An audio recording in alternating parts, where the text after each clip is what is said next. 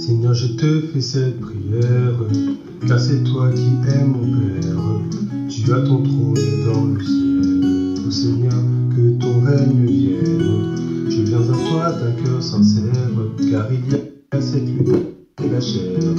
J'ai la victoire sur les prières, car tu es mort pour moi, pour éternel. Seigneur, je te fais cette prière, car c'est toi qui es mon Père. Tu as ton trône dans le ciel. Ô Seigneur, que ton règne vienne. Je viens à toi d'un cœur sincère, car il y a cette lutte avec la chair. J'ai la victoire sur les ténèbres, car tu es mort pour moi, pour éternel. Ma prière, ma prière, ma prière est de te ressembler. Ma prière, ma prière, ma prière, marcher comme tu as marché. Ma prière, ma prière, ma prière est de te ressembler. Ma prière, ma prière, ma prière, marcher comme tu as marché. Sinon je te fais cette prière pour m'approcher de toi, Père, car je sais tu reviens bientôt, et tu as préparé ma place là-haut. La fin de toutes choses est proche, aller à la prière et être sobre doit être mon style de vie. Jésus veut une épouse sans tache ni ride. Sinon je te fais cette prière pour me rapprocher de toi, ô Père, car je sais tu reviens bientôt, et tu as préparé ma place là-haut. La fin de toutes choses est proche, aller à la prière et être sobre doit être mon style de vie. Jésus veut une épouse sans tache ni ride.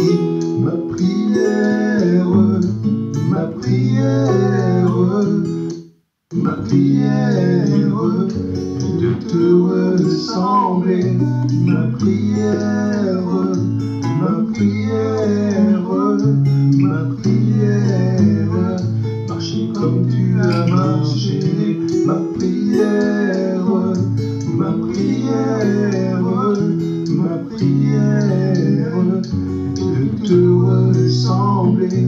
Ma prière, ma prière, ma prière, marcher comme tu as marché.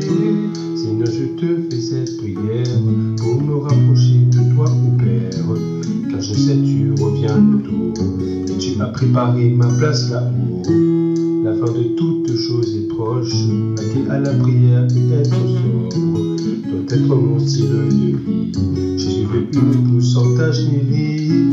Ma prière, ma prière, ma prière est de te ressembler. Ma prière, ma prière, ma prière, marcher comme tu as marché. Ma prière, ma prière, ma prière, de te ressembler. Ma prière, ma prière, ma prière, marcher comme tu as marché. Ma prière, ma prière, ma prière est d'être aux noces de l'agneau. Ma prière, ma prière, ma prière est d'être enlevé. Ma prière, ma prière, ma prière est de te ressembler. Ma prière, ma prière, ma prière, marcher comme tu as marché. Oui, marcher comme tu as marché, Jésus-Christ. Marcher comme tu as marché, Jésus-Christ. Marcher comme tu as marché, Jésus-Christ. Et de te ressembler.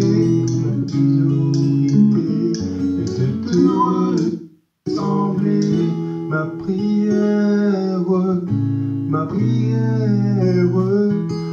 prière est de te ressembler. Ma prière, ma prière, ma prière, marcher comme tu as marché. Alléluia, alléluia, alléluia. Seigneur, nous voulons marcher comme tu as marché. Oh Seigneur, je te fais cette prière, car c'est toi qui es mon Père. Tu as ton trône dans le ciel. Oh Seigneur, que ton règne vienne. Je viens à toi d'un cœur sincère, car il y a cette lutte avec ma chair. J'ai la victoire sur les ténèbres, car tu es mort pour moi, ô Éternel. Oh, ma prière est de te ressembler. Ma prière, c'est marcher comme tu as marché. Seigneur, je te fais cette prière pour me rapprocher de toi, ô mon Père. Je sais que tu reviens bientôt et tu as préparé ma place là-haut. La fin de toutes choses est proche. Ô Seigneur, vaquer à la prière. C'est ça qui doit être notre volonté aujourd'hui. Être sobre, c'est ça qui doit être notre style de vie aujourd'hui.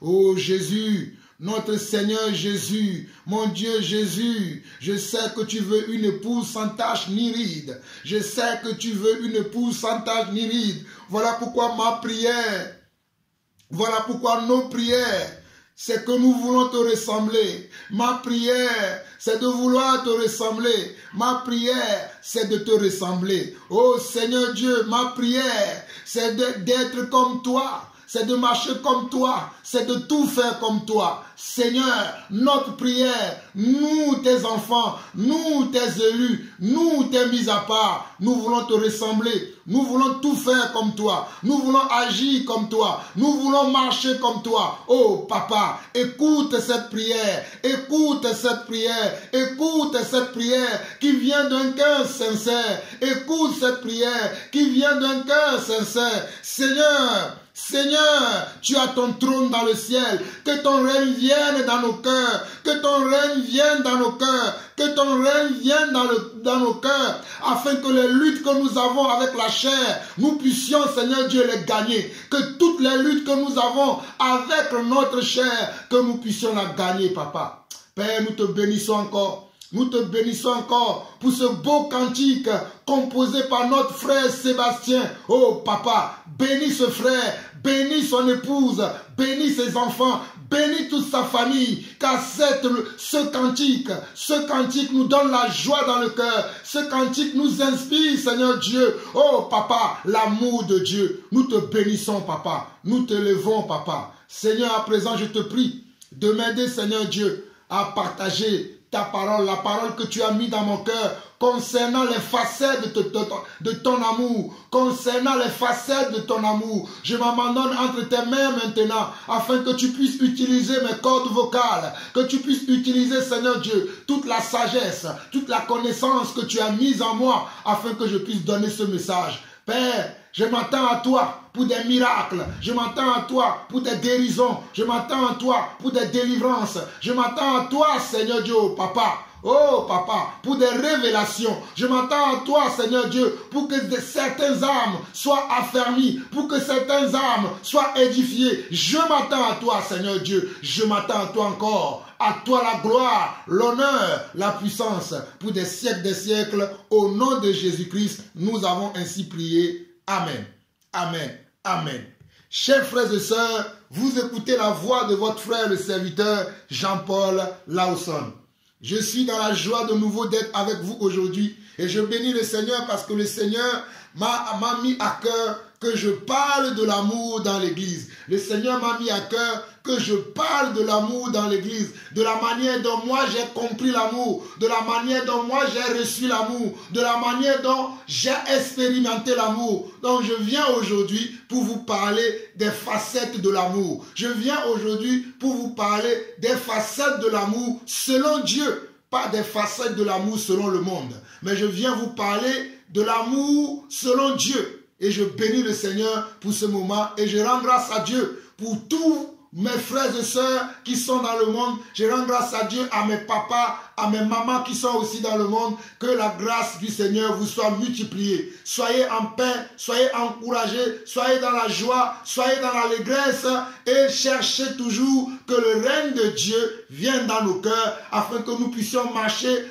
comme lui, alléluia, comme notre frère Sébastien l'a composé dans sa chanson. Je rends grâce à Dieu, pour la vie de ce frère. Voilà les frères qui ont compris que nous ne pouvons pas vendre la grâce de Dieu que Dieu nous a donnée. Vous allez écouter plusieurs morceaux de ce frère dans mes prédications dans les jours à venir, parce que ce frère prend toujours le temps de chanter avec sa guitare et avec sa famille des mélodies, des cantiques nouveaux à la gloire de Dieu, ce que je fais également moi aussi avec ma famille, car nous avons compris que nous et nos maisons, nous servirons l'Éternel. Moi et ma maison, nous servirons l'Éternel. Moi et ma famille, moi et ma maison, nous servirons l'Éternel. Voilà comment nous servons l'Éternel et voici ce que nous prêchons. Que le Seigneur vous bénisse.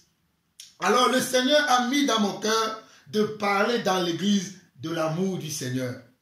Le Seigneur a mis cela dans mon cœur afin que je puisse parler de l'amour du Seigneur. L'amour du Seigneur est différent de l'amour du monde. L'amour du Seigneur est différent de toutes sortes d'amour que nous pouvons rencontrer dans le monde.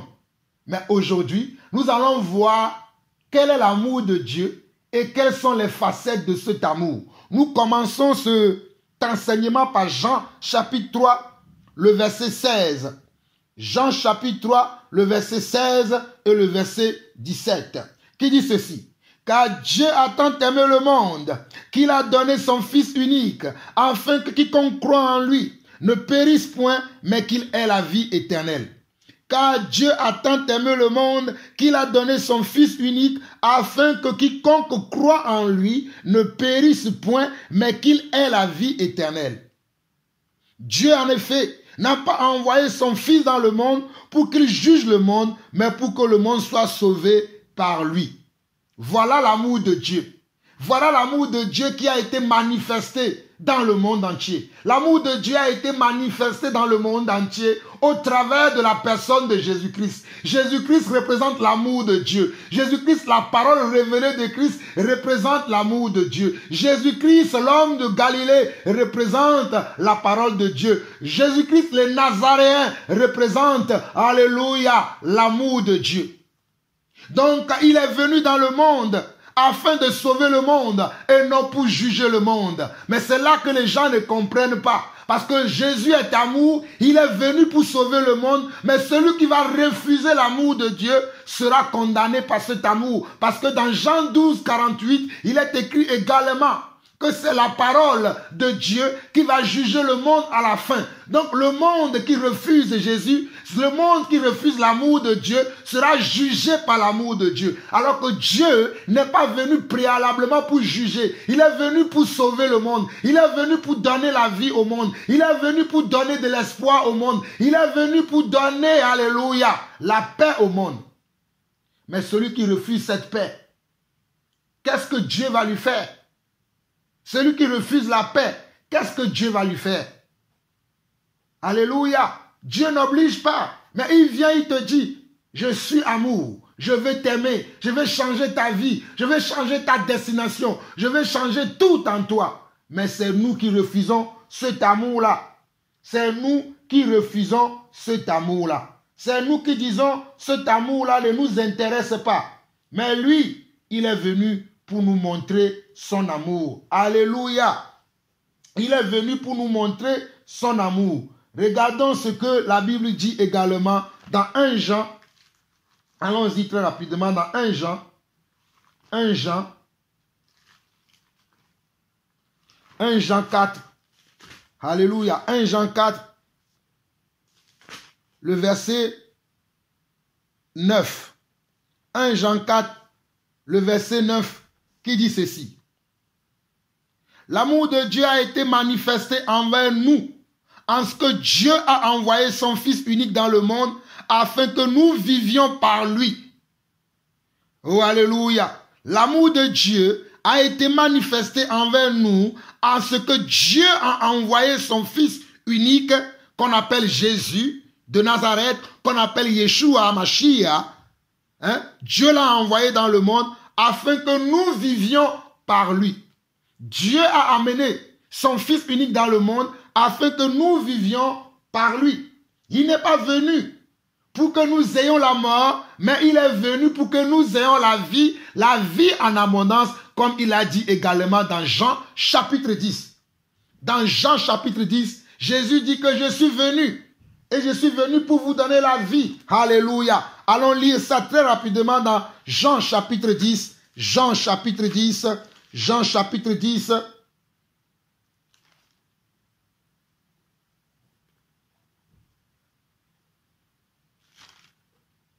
Jean chapitre 10, nous y sommes et nous allons lire du verset 7 au verset 10. Jean chapitre 10 du verset 7 au verset 10 qui dit ceci. Jésus leur dit, en vérité, je vous le dis, je suis la porte des brebis. En vérité, je vous le dis, je suis la porte des brebis. Tous ceux qui sont venus avant moi, ce sont des voleurs et des brigands. Mais les brebis ne les ont point écoutés. Je suis la porte. Si quelqu'un entre par moi, il sera sauvé. Il entrera et il sortira. Et il trouvera des pâturages. Le voleur ne vient que pour dérober, égorger et détruire. Moi, je suis venu afin que les brebis aient la vie et qu'elle l'ait en abondance. Jésus dit que lui, il est venu pour nous donner la vie, mais quelle vie? Mais la vie en abondance. Alléluia. Jésus veut que nous ayons la vie, mais la vie en abondance. Il veut que nous soyons dans l'abondance. Je bénis Dieu pour cela. Je bénis Dieu pour la vie que Dieu veut que nous ayons. Et cette vie, Dieu veut que nous l'ayons en abondance. Nous allons regarder également Jean chapitre 13. Nous sommes en train de parler de l'amour de Dieu et des facettes de l'amour de Dieu. Nous allons voir également Jean chapitre 15. Jean chapitre 15. Jean chapitre 15. Jean chapitre 15, le verset 15 qui dit « Je ne vous appelle plus serviteur parce que le serviteur ne sait pas ce que fait son maître, mais je vous appelle ami. Parce que je vous ai fait connaître tout ce que j'ai appris de mon Père.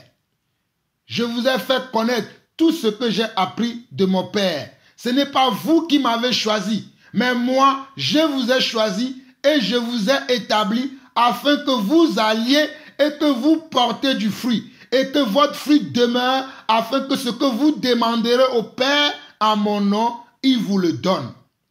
Je ne sais pas si vous comprenez ça.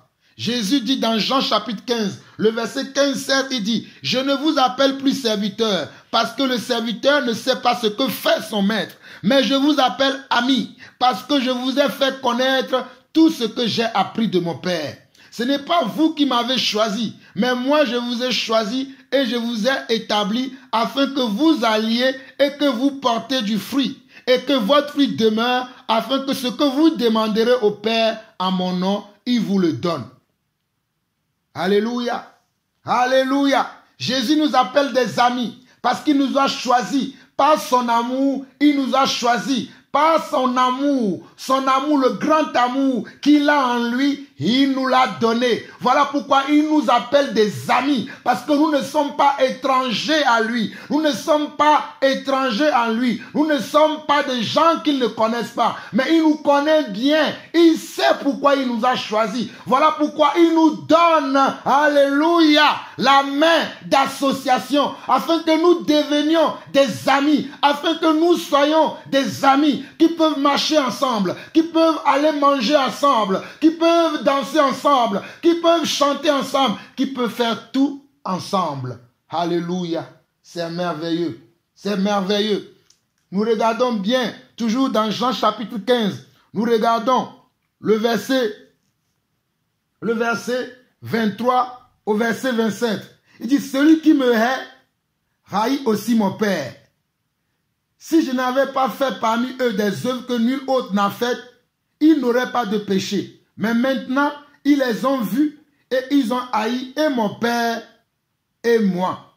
Mais cela est arrivé afin que s'accomplisse la parole qui est écrite dans leur loi. Ils m'ont haï sans cause. Ils m'ont haï sans cause. Ils m'ont haï sans cause. Ils m'ont haï sans cause. Quand sera venu le consolateur que je vous enverrai de la part du Seigneur, l'Esprit de vérité qui vient du Père, il rendra témoignage de moi et vous aussi, vous rendrez témoignage parce que vous êtes avec moi dès le commencement. Mes chers frères et sœurs, regardez ce que Jésus nous confie. Regardez ce que Jésus nous révèle. Jésus nous révèle que dès le commencement, nous étions avec lui. Dès le commencement, nous étions dans ses projets. Dans le commencement, nous étions dans son cœur. Dès le commencement, nous étions comment? Précieux et précieuses à ses yeux. Voilà pourquoi il nous dit que celui qui nous haït, le haït aussi. Voilà pourquoi il dit au verset 23 de Jean 15, celui qui me haït, haït aussi mon Père. Si quelqu'un nous haït aujourd'hui, parce que nous sommes enfants de Dieu, ce n'est pas nous, ce n'est pas moi, Jean-Paul Lawson, que la personne haït, mais il haït celui qui m'a appelé. Il haït celui qui m'a appelé, c'est-à-dire celui qui dit que nous sommes avec lui dès le commencement du monde. Le verset 27 de Jean dit, et vous aussi, vous rendez témoignage parce que vous êtes avec moi dès le commencement du monde. Vous êtes avec moi dès le commencement du monde. Et nous voyons ici que Jésus dit que lorsque les gens vont nous haïr, ils vont nous haïr comment? Sans cause. Parce que notre amour, notre degré d'amour, notre facette, le degré d'amour de Dieu qui est à l'intérieur de nous va surprendre certaines personnes, va choquer certaines personnes. Parce que nous aimons Dieu de telle manière que nous ne voulons pas pécher contre lui. Nous ne voulons pas marcher en dehors de sa volonté. Nous ne voulons pas faire les choses qui ne le correspondent pas, qui ne lui ressemblent pas. Et cela va déplaire certaines personnes. Et ces personnes vont nous haïr. Et ça, c'est comment? Cela est sans cause. Voilà pourquoi il nous dit au verset 24, au verset 25, si je n'avais pas fait parmi eux des œuvres que nul n'a faites, ils n'auraient pas de péché. Mais maintenant, ils les ont vus et ils ont haï et moi et mon Père. Mais cela est arrivé afin que s'accomplisse la parole qui est écrite dans leur loi. Ils m'ont haï sans cause. Mon frère, ma soeur, mon frère, ma soeur, lorsque nous aimons le Seigneur, nous posons des actes que la Bible appelle des œuvres, qui sont les œuvres de l'amour. Oh, alléluia! Il y a des œuvres de l'amour et il y a aussi les œuvres de la haine. Il y a les œuvres de l'amour et il y a aussi les œuvres de la haine. Mon frère, détruis dans ton cœur tous les œuvres de la haine qui sont encore attachées à toi. Ma soeur, détruis dans ton cœur tous les œuvres de la chair, tous les œuvres du monde qui sont encore en toi, qui peuvent t'empêcher de manifester l'excellence de l'amour de Dieu. Détruis-les dans ton cœur, détruis-les dans tes pensées, détruis-les dans tes émotions, détruis-les dans tes sentiments. Je répète encore, mon frère, ma soeur, mon cher papa, ma chère maman, où que tu sois, si tu as encore dans ton cœur la haine, tu n'as pas encore connu Christ. Celui qui a connu Christ ne peut pas avoir la haine en lui. La haine est une œuvre de la chair. La haine est une œuvre de la chair. Donc si tu dis que tu es enfant de Dieu, que tu connais Dieu, tu ne peux pas avoir de la haine en toi. Tu ne peux pas avoir de la haine en toi. Voilà pourquoi je te conseille, mon frère. Voilà pourquoi je te conseille, ma soeur, aujourd'hui, que tu dois être régénéré de nouveau. Tu dois être régénéré de nouveau pour voir si ce que je viens de dire là, si tu l'as en toi. Parce que celui qui est né de Dieu pratique les œuvres de Dieu. Celui qui a reçu l'amour de Dieu pratique l'amour de Dieu. Alléluia. Celui qui a reçu l'amour de Dieu pratique l'amour de Dieu et on voit dans sa vie, on voit dans sa marche ou on voit dans cette démarche que celui-là est un enfant de Dieu.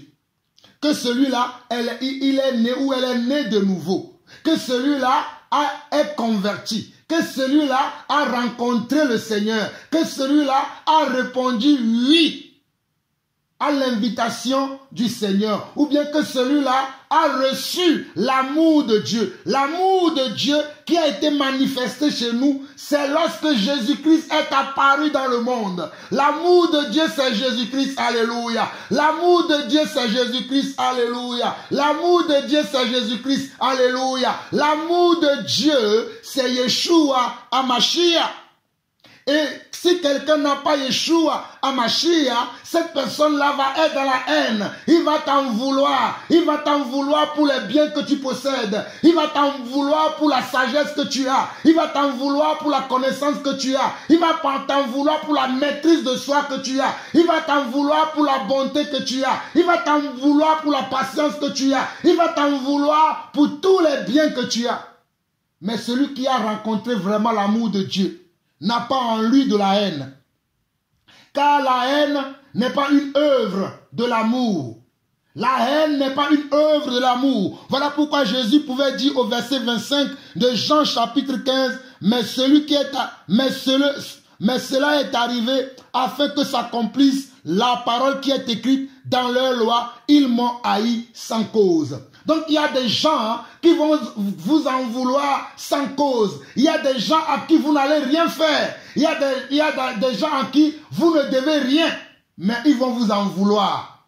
Ils vont vous en vouloir peut-être à cause de votre beauté. Ils vont vous en vouloir peut-être à cause de votre sagesse. Ils vont vous en vouloir peut-être à cause de votre foi. Ils vont vous en vouloir peut-être à cause des dons spirituels que Dieu vous a donnés. Ils vont vous en vouloir à cause de comment vous marchez dans le Seigneur. Ils vont vous en vouloir parce que vous ne marchez pas comme eux. Ils vont vous en vouloir parce que vous ne faites pas les mêmes choses comme eux. Ils vont en vouloir pour ces choses. Mais sachez que toutes ces haines qu'ils vont dégager contre vous est une haine sans cause et que cela ne va pas vous atteindre. Je suis en train de révéler à quelqu'un aujourd'hui. Si tu as dans ton entourage des gens qui disent que des mauvaises choses sur toi, des gens qui veulent toujours te faire du mal, sache que c'est une malédiction dans leur vie.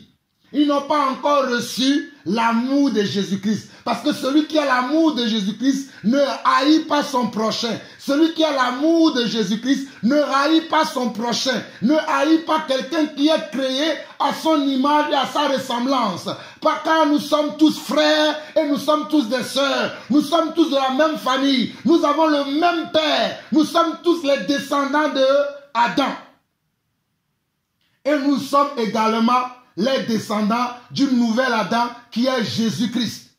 Le premier Adam était un homme qui n'avait pas gardé l'amour de Dieu totalement. Il avait livré à Satan. Mais le deuxième Adam, oh alléluia, le deuxième Adam, que la Bible appelle Jésus-Christ, alléluia, qu'on appelle Yeshua HaMashiach, qu'on appelle l'homme de Dieu, qu'on appelle le fils de Dieu, qu'on appelle le serviteur de Dieu, qu'on appelle l'agneau de Dieu. Il est venu pour nous redonner cet amour que le diable a volé. Il est venu pour nous redonner cet amour que le diable a volé. Voilà pourquoi au verset 27 de Jean chapitre 15, Jésus dit, et vous aussi, vous rendrez témoignage parce que vous êtes avec moi dès le commencement. Vous aussi, vous qui avez reçu cet amour, vous allez rendre témoignage de cet amour. Vous qui avez été touchés par cet amour, vous allez toucher aussi les autres avec le même amour par lequel je vous ai touché. Le même amour que j'ai déployé envers vous, le même amour que j'ai utilisé en vous amenant vers moi, vous aussi, vous allez faire la même chose envers les gens qui sont autour de vous. Vous aussi, vous allez déployer le même amour pour toucher vos familles, pour toucher vos collègues, pour toucher vos amis, pour toucher vos voisines et vos voisins, pour toucher les membres de vos familles, pour toucher l'église, parce que tel il est, tel nous sommes. Alléluia. Alléluia. Allons dans Jean chapitre 13 maintenant. Jean chapitre 13. Alléluia. Jean chapitre 13. Jean chapitre 13, nous lisons le verset 34 et le verset 35. Et nous sommes en train de parler de l'amour de Dieu et des facettes de cet amour. Je crois que vous allez être nourris dans cet enseignement. L'enseignement sera tellement bénéfique pour chacun d'entre nous. Je vous en supplie, suivez cet enseignement avec le cœur de Dieu. Vous allez recevoir beaucoup de révélations. Vous allez recevoir beaucoup de choses que vous ne connaissez pas, ou peut-être que vous connaissez déjà, mais que vous avez dû oublier, que vous avez dû laisser tomber. Mais le Seigneur va vous rappeler ces choses parce que le Seigneur veut que nous revenions dans son amour. Afin de faire quoi? Afin de l'aimer comme il nous aime. Alléluia, alléluia, alléluia mon frère. La parole de Dieu déclare dans Jean chapitre 13, le verset 34 au verset 35, il dit ceci. Je vous donne un commandement nouveau. Aimez-vous les uns les autres comme je vous ai aimé.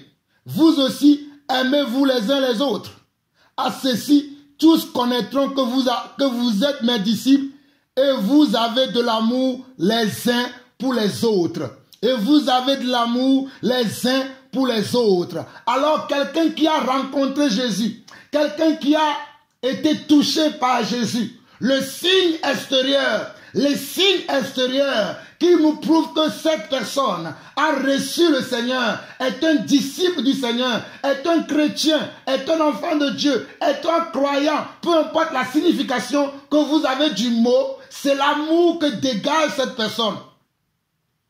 C'est l'amour que dégage cette personne. Et l'amour n'est pas juste un mot. L'amour n'est pas juste un mot. L'amour, c'est un comportement. Alléluia. L'amour, c'est un comportement. Note ça dans ta Bible. Note ça quelque part. Que le frère Jean-Paul Lawson a dit que l'amour, c'est un comportement. L'amour, c'est un comportement. L'amour, ce n'est pas juste un mot. L'amour, c'est un esprit. L'amour, c'est un esprit que tu manifestes. L'amour, c'est un esprit que tu dégages. L'amour, c'est un esprit que tu dégages dans tout ce que tu fais. Alléluia.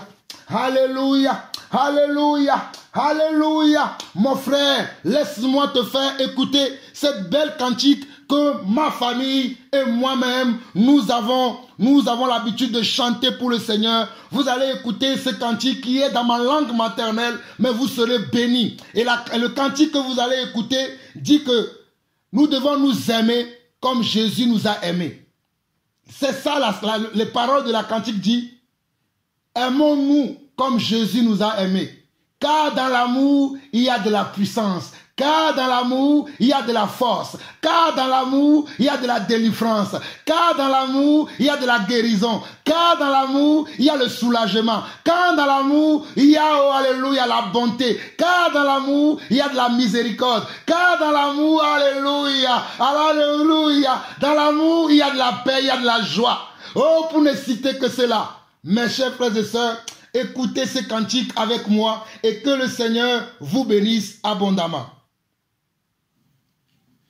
Apeta Yesu Gromena, Seigneur me denami, Miloniano, Ave Alessi, Melomiele, Apeta Yesu Gromena, Seigneur me denami, Miloniano, Ave Alessi, Melomiele, Apeta Yesu Gromena, Seigneur Medinami, Milomiano, Ave Alessi, Milomiene, Apeta Yesu Gromena, Seigneur Medinami, Milomiano, Ave Alessi, Milomiene, Apeta Yesu Gromena, Seigneur Medinami, Milomiano.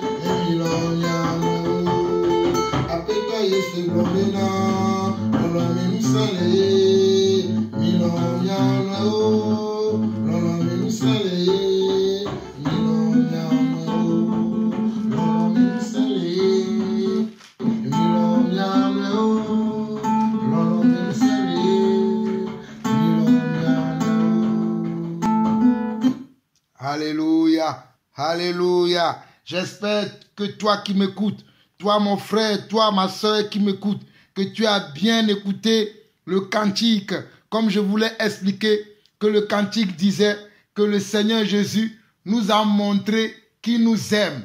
Voilà pourquoi il nous dit, je vous donne un commandement nouveau, aimez-vous les uns les autres.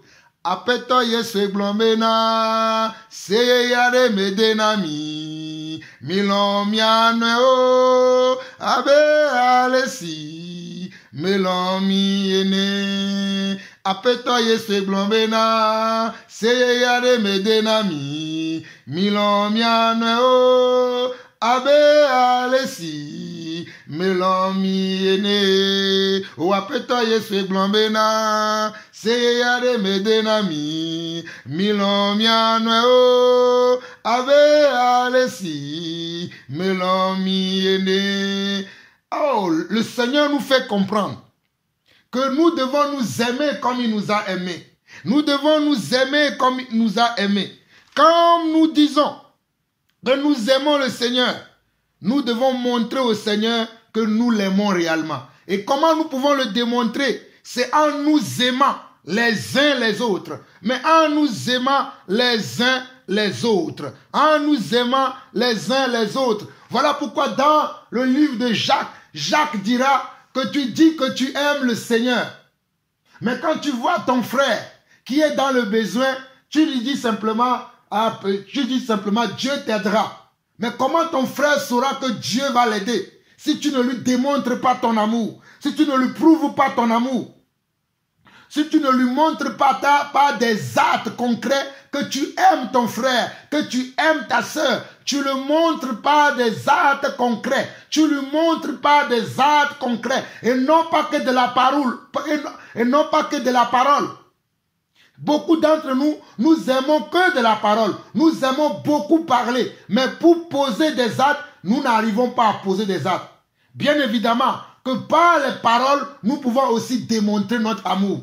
Celui qui te donne un bon conseil te démontre comment son amour. Celui qui te montre son soutien te démontre son amour. Celui qui te montre, alléluia, le droit chemin te démontre ton amour. Mais l'amour a besoin aussi qu'on pose des actes. L'amour a besoin aussi qu'on pose certains actes. Et c'est par ces actes-là que nous voyons que la personne nous aime.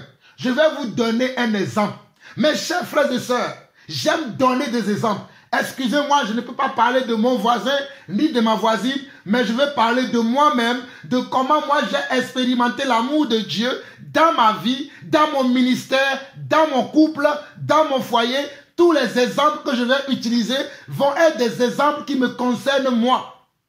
De comment j'ai vécu l'amour de Dieu dans ma vie, de comment j'ai vécu l'amour de Dieu dans l'église. Je vais parler de moi. Peut-être cela ne peut pas correspondre peut-être à ta situation, à ce que tu vis. Mais c'est pour cela que je te préviens que je parle de moi. Alléluia. Alléluia. Mes chers frères et sœurs, je me rappelle que lorsque je me mariais, il y a de cela 13 ans maintenant. Le jour de mon mariage, j'avais un de mes frères. Alléluia. J'avais un de mes frères, je ne veux pas citer son nom. Il est venu me voir pour me dire, mon frère Jean-Paul, alléluia. Oh, quel jour heureux aujourd'hui. Ce jour, c'est le jour de ton mariage. J'étais bien habillé, mon épouse également. Nous étions dans la joie ce jour-là. Et le frère est venu me dire, frère, aujourd'hui, j'aurais aimé te donner le plus merveilleux des cadeaux. J'aurais aimé te donner le plus beau des cadeaux. Mais je t'en supplie, mon frère, en ce moment, je suis vraiment dans des difficultés. Que ce que j'ai prévu te donner, je ne l'ai pas. Mais tiens cette enveloppe. Tiens cette enveloppe, je te le donne. Je te le donne, c'est tout ce que j'ai. Mais sache que je suis de cœur avec toi. Et sache que à la fin de cette cérémonie, de la célébration, je serai là pour ranger les tables. Je serai là pour ranger les chaises. Je serai là pour nettoyer la salle dans laquelle dans laquelle vous êtes en train de faire la réception. Et l'enveloppe que le frère m'a donnée, il y avait 5 € dans l'enveloppe. Il y avait 5 € dans l'enveloppe. Mais j'étais dans la joie. J'avais dit même au frère, garde ton enveloppe. Mais il m'a dit, s'il te plaît, cela me tient à cœur de te donner quelque chose. Je n'ai pas voulu venir ici sans rien. Et le frère m'a donné son enveloppe de 5 €. Oh, le soir, quand j'ai commencé à ouvrir tous les cadeaux que j'ai reçus, lorsque j'ai ouvert l'enveloppe de ce frère, j'ai béni le Seigneur pour la vie de ce frère. Et j'ai prié pour lui, afin que Dieu lui ouvre des portes, afin que Dieu lui ouvre les écluses des cieux. Nous avons prié, mon épouse et moi, nous avons prié pour toutes les personnes qui nous ont donné des cadeaux. Jusqu'aujourd'hui, il y a des verres dans ma maison. Il y a même des choses que j'utilise encore dans ma maison. Ce sont les choses que j'ai reçues le jour de mon mariage. Et il y avait aussi un autre frère. Lui aussi, il est venu me voir, il m'a dit, oh frère Jean-Paul, alléluia, oh pour ton mariage là, oh j'ai été surpris. Mais laisse-moi te dire, je vais t'aider dans la préparation de la salle. Je vais t'aider dans la préparation de la salle. Et même lorsque vous allez finir la cérémonie, je viendrai encore pour ranger la salle. Et c'est ce que le frère a fait. J'ai vu en cela l'amour du frère. J'ai vu en cela, oh alléluia, l'amour du frère. Voilà pourquoi ce n'est pas simplement dans la bouche que nous disons que nous aimons. Mais quand nous aimons, nous devons poser des actes concrets.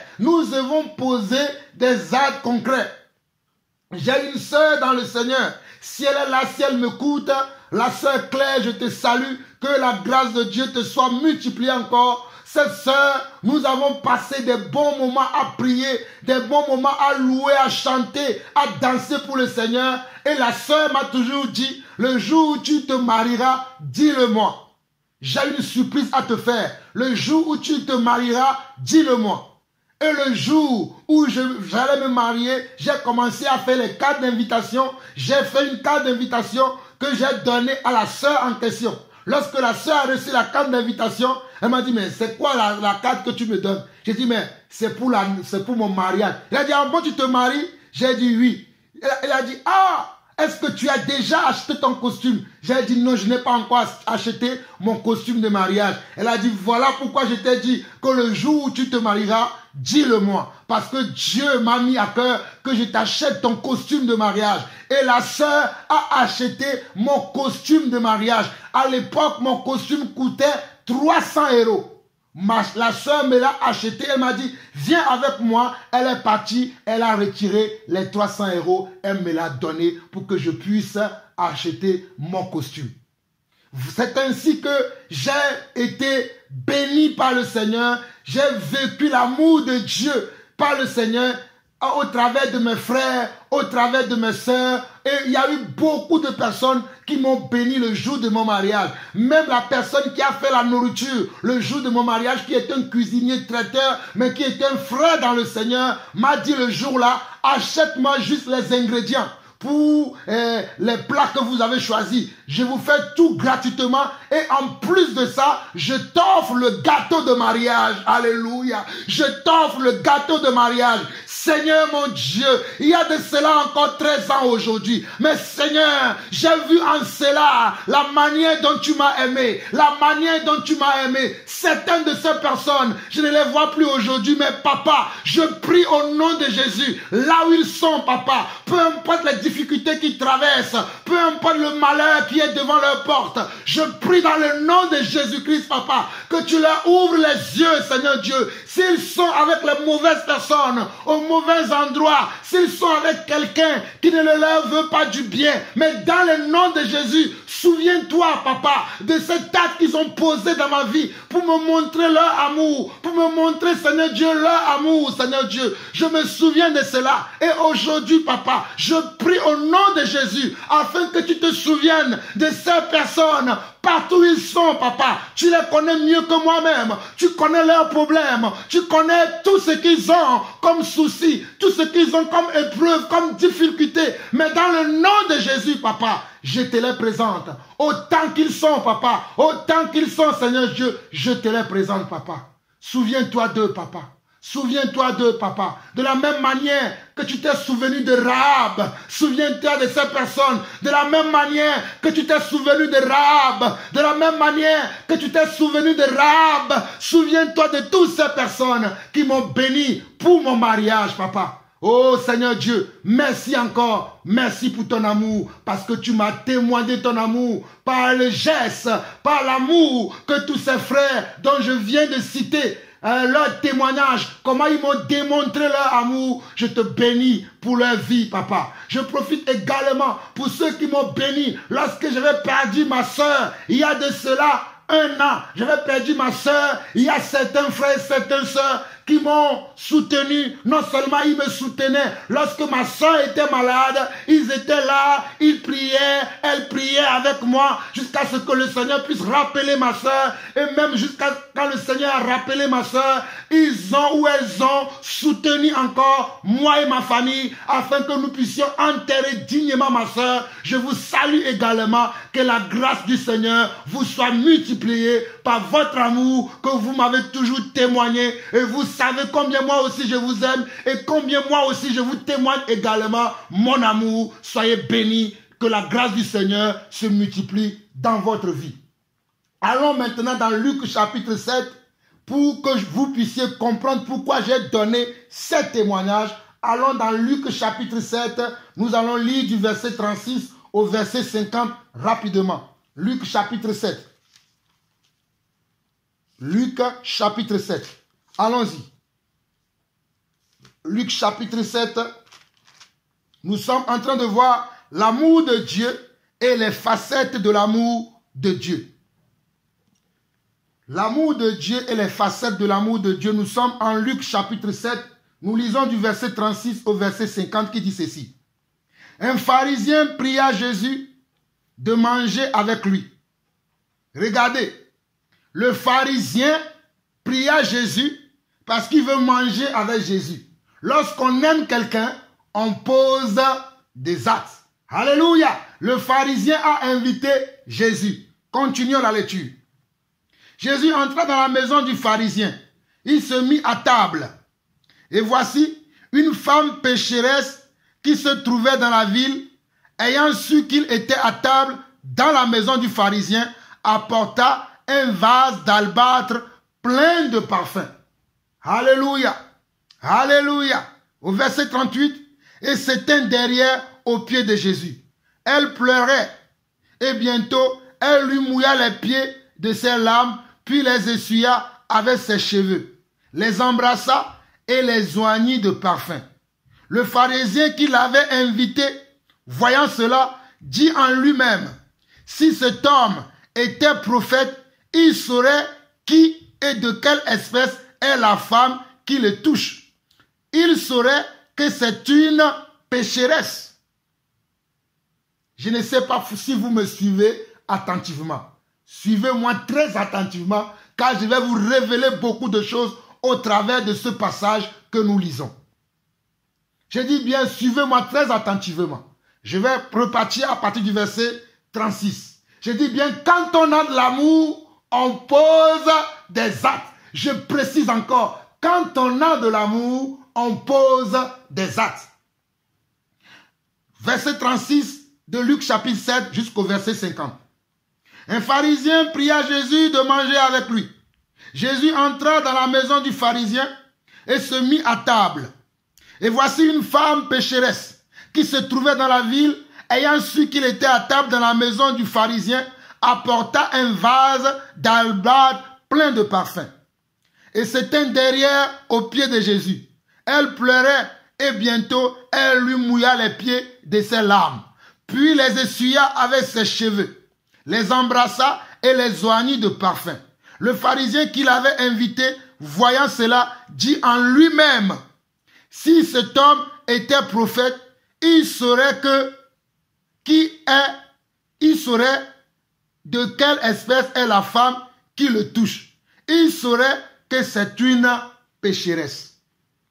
Mon frère, ma soeur, avant de continuer, vous allez voir que les gens vont vous donner des choses dans ce monde, mais ce n'est pas parce que les gens vous aiment qu'ils vous donnent des choses, mais parce que les gens cherchent quelque chose chez vous, parce que les gens veulent acheter votre conscience, parce que les gens veulent acheter votre intégrité. Et quand les gens veulent acheter votre intégrité, quand les gens veulent acheter votre conscience, Ils vont vous offrir des cadeaux. Ce n'est pas de cet amour-là que je parle.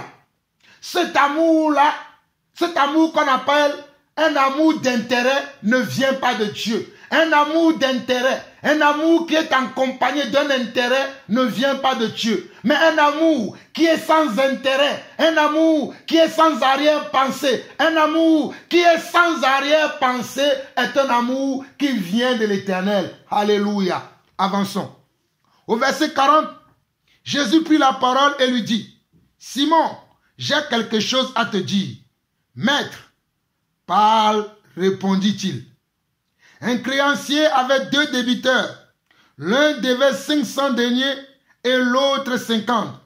Comme il n'avait pas de quoi payer, il leur remit à tous 2 leurs dettes. Lequel l'aimera le plus? Simon répondit, celui, je pense, auquel il a le plus remis. Jésus lui dit, tu as bien jugé. Jésus lui dit, tu as bien jugé. Puis se tournant vers la femme, il dit à Simon, vois-tu cette femme? Je suis entré dans ta maison et tu ne m'as pas donné d'eau pour laver mes pieds. Mais elle les a mouillés de ses larmes et les a essuyés avec ses cheveux. Tu ne m'as point donné de baiser, mais elle, depuis que je suis entré, elle n'a point cessé d'embrasser mes pieds. Tu n'as point versé d'huile sur ma tête, mais elle a versé du parfum sur mes pieds. C'est pourquoi je te le dis, ses nombreux péchés ont été pardonnés, car elle a beaucoup aimé. Mais celui à qui on donne peu, aime peu. Et il dit à la femme, tes péchés sont pardonnés. Ceux qui étaient à table avec lui se mit à dire en eux-mêmes, qui est celui-ci qui pardonne même les péchés? Mais Jésus dit à la femme, ta foi t'a sauvé, va en paix. Jésus dit à la femme au verset 50, va, ta foi t'a sauvé, va en paix. Ta foi t'a sauvé, va en paix. Mes chers frères et sœurs, l'amour de Dieu peut être manifesté par notre foi. L'amour de Dieu à l'intérieur de nous peut être manifesté aussi par notre foi. Voilà pourquoi je vous ai dit les facettes de l'amour ou les manifestations de l'amour de Dieu. Vous avez vu comment cette femme, dans laquelle il y avait l'amour de Dieu, dans laquelle il y avait l'amour de Dieu, vous avez vu comment la femme a manifesté cet amour devant Jésus-Christ. Oh, quand vous allez lire dans le livre de Marc, quand vous allez lire dans le livre de Jean, on nous déclare que le parfum que la femme avait amené pour oindre les pieds de Jésus, c'était un parfum d'un grand prix. C'était un parfum d'un grand prix. C'était un parfum de valeur. Mais la femme n'a pas vu la valeur de son parfum. La femme n'a pas vu la valeur monétaire argent de son parfum. Mais elle est venue au pied de Jésus et elle a versé, alléluia. Oh, elle a versé des larmes de joie, des larmes de repentance, des larmes d'amour sur le pied de Jésus. Ensuite, elle a essuyé, alléluia, oh, alléluia, alléluia, alléluia, avec ses cheveux. Et ensuite, elle a versé, alléluia, ce parfum sur les pieds de Jésus. Sur les pieds de Jésus. Alors que le pharisien Simon, qui avait invité Jésus dans la maison, c'était juste pour frimer, pour dire aux gens que lui aussi il avait invité Jésus. Il y a des gens, ils vont vous donner des choses. C'est juste pour aller dire aux gens que moi aussi je lui ai donné quelque chose. Moi aussi j'ai une fois semé dans son ministère. Moi aussi une fois je l'ai aidé. Moi aussi une fois je l'ai soutenu. C'est juste pour aller proclamer ça sur les toits. C'est juste pour aller dénigrer votre nom. Mais ils ne le font pas d'un bon cœur. Ils ne le font pas d'un bon sincère. Voilà pourquoi j'ai commencé, alléluia. J'ai commencé cet enseignement avec les cantiques de mon frère Sébastien, qui dit que je veux ressembler à Christ. Il a dit dans son amour que sa prière, il a dit dans sa chanson, il a dit dans son cantique, il a dit dans son amour qu'il veut témoigner à Dieu, qu'il veut l'aimer sincèrement. Il veut l'aimer sincèrement. Et il déclarait que son règne rentre en lui. Mes chers frères et sœurs, si vous voyez bien Luc chapitre 7, le verset 40 au verset 46, Jésus était outré. Jésus était dérangé à l'intérieur de lui-même. Jésus était en train de lire les pensées qui se dégageaient dans le cœur de Simon le pharisien qui avait invité Jésus. Son invitation n'était pas une invitation désintéressée. Son invitation n'était pas une invitation d'amour. Son invitation n'était pas une invitation de plein cœur ou de plein ou d'amour. Mais son invitation était une invitation intéressée.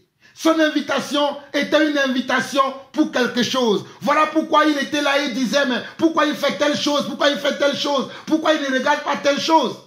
Mais Jésus avait lu dans son cœur. Et Jésus dit dans le verset 40, Jésus prit la parole et lui dit, Simon, j'ai quelque chose à te dire. Il dit, maître, parle, répondit-il. Un créancier avait 2 débiteurs. L'un devint 5 talents, 5 deniers, et l'autre 50 deniers. Comme il n'avait pas de quoi payer, il leur remit à tous les deux leurs dettes. Lequel l'aimera le plus? Lequel de ces 2 créanciers à qui on a remis les dettes, il y en avait l'un qui devait 50 000 et l'autre 25 deniers. Lequel aimera son maître? Simon répondit, celui, je pense, auquel il a le plus remis. Celui, je pense, auquel il a le plus remis. Jésus le dit, tu as bien jugé. Oh, alléluia! Aujourd'hui, les enfants de Dieu vont dire, il ne faut pas juger, que l'amour de Dieu ne juge pas, que Dieu est le seul juge. Alors que la Bible dit dans le livre de 1 Corinthiens chapitre 3, que l'homme spirituel juge de tout. Nous devons tout juger dans le Seigneur. Nous devons tout juger. Voilà pourquoi je suis en train de vous dire tout le temps que vous devez transcender les paroles des gens. Vous devez transcender les comportements des gens. Vous devez transcender la façon de faire des gens. Vous devez demander un grand discernement chez le Seigneur afin de voir quelle est la motivation qui est derrière les actes que posent les hommes aujourd'hui. Que ce soit dans l'église, que ce soit dans vos familles, que ce soit là où tu es. Tu dois être capable de pouvoir regarder au-delà des actes que les hommes posent. Tu dois pouvoir regarder au-delà du comportement, des faits et gestes, des frères qui t'entourent, des sœurs qui t'entourent, de ton épouse, de ton mari. Tu dois essayer de voir au-delà. Au-delà de ça. Il y en a certains, ils ne nous aiment pas comme Dieu veut que nous nous aimons entre nous. Ils ne nous aiment pas comme Dieu veut que nous nous aimions entre nous. Ils ont un amour comment? Un amour intéressé. Ils ont un amour intéressé. Un amour peut-être à cause de la grâce de Dieu sur ta vie. Un amour peut-être à cause des choses, des biens matériels que tu possèdes. Un amour parce que tu as de la sagesse. Un amour parce que tu as de la connaissance. Un amour parce que tu as ceci ou cela. Un amour parce que tu es capable de. Et le jour où tu ne seras plus capable, ces hommes s'éloigneront de toi. Le jour où tu ne seras plus capable, tu ne verras plus ces hommes. Le jour où tu ne seras plus capable, tu ne verras plus ces hommes. Et ça, on appelle cet amour-là un amour intéressé. Un amour par intérêt. Un amour par quelque chose. Voilà pourquoi Jésus a pris cette parabole pour enseigner, alléluia, à Simon-Pierre, à Simon le pharisien. À Simon le pharisien, pas un nom à Simon-Pierre. À Simon le pharisien là, Jésus voulait lui montrer comment le vrai amour et non l'amour désintéressé. Au verset 44, puis se tournant vers la femme, il dit à Simon, vois-tu, cette femme, je suis entré dans ta maison et tu ne m'as point donné d'eau pour laver mes pieds. Mais elle les a mouillés de ses larmes et elle les a essuyés avec ses cheveux. À l'époque, dans les temps anciens, lorsque les hommes, parce qu'il n'y avait pas encore de voiture, et les hommes marchaient beaucoup, lorsque les hommes arrivaient dans un endroit, la première des choses qu'on leur donnait, c'est de l'eau pour se laver les pieds, parce qu'ils ont beaucoup marché, afin d'enlever de la poussière, afin d'enlever de la boue, afin d'enlever de la saleté. Mais lorsque Jésus est entré dans cette maison, vu que Ce monsieur qu'on appelait Simon, qui était un pharisien, ne s'intéressait pas à Jésus, mais il l'a invité juste pour un intérêt. Qu'est-ce que Jésus a fait? Jésus n'a pas regardé son invitation. Jésus connaissait son cœur. Jésus, comment? Jésus a refusé. Jésus est bel et bien venu chez lui, mais il n'a pas profité, il n'a pas reçu la grâce de Dieu, il n'a pas reçu le pardon de ses péchés, parce qu'il a refusé. Il était comment? Dans les jugements, il était dans les jugements hostiles, il était dans les ronchements. Au verset 45, tu ne m'as point donné de baiser, mais elle, depuis que je suis entré, elle n'a point cessé d'embrasser mes pieds. Tu n'as point versé d'huile sur ma tête, mais elle a versé du parfum sur mes pieds. C'est pourquoi, je te le dis, ses nombreux péchés ont été pardonnés, car elle a beaucoup aimé. Mais celui à qui on pardonne peu, aime peu, et il dit à la femme, tes péchés sont pardonnés. Mes chers frères et sœurs, le niveau de ton amour aujourd'hui est égal comment? Est égal au niveau de comment? Le niveau de ta foi aujourd'hui est égal au niveau de ton amour. Et le niveau de ton amour est égal également au niveau de ta foi. Car la foi est représentée aussi par l'amour. Quand tu aimes quelqu'un, tu es prêt à tout sacrifier pour la personne. Quand tu aimes quelqu'un, tu es prête à tout donner pour la personne. Lorsque tu es amoureuse d'un homme, lorsque tu es amoureux d'une femme, tu veux lui donner tous les cadeaux, tous les biens que tu as pour que l'homme voit que tu l'aimes. N'est-ce pas comme ça les gens agissent dans ce monde? Lorsque nous aimons quelqu'un, qu'est-ce que nous voulons faire? Nous voulons lui donner tous les cadeaux que nous avons. Nous voulons lui donner tout ce que nous avons. Oh, je me rappelle encore, lorsque je fréquentais mon épouse, je lui demandais, oh ma soeur, quel est le parfum que tu aimes? Et je lui achetais cela. Oh, jusqu'aujourd'hui, je passe mon temps à acheter des choses que mon épouse aime. Je lui achète des sacs qu'elle aime. Je lui achète des habits qu'elle aime. Je lui achète des pagnes qu'elle aime. Parce que vous savez que nous, les Noirs, nous aimons les pagnes. Alléluia. Et bien évidemment, elle aussi, elle me fait la nourriture que j'aime pour que je puisse manger à ma faim et boire à ma soif également.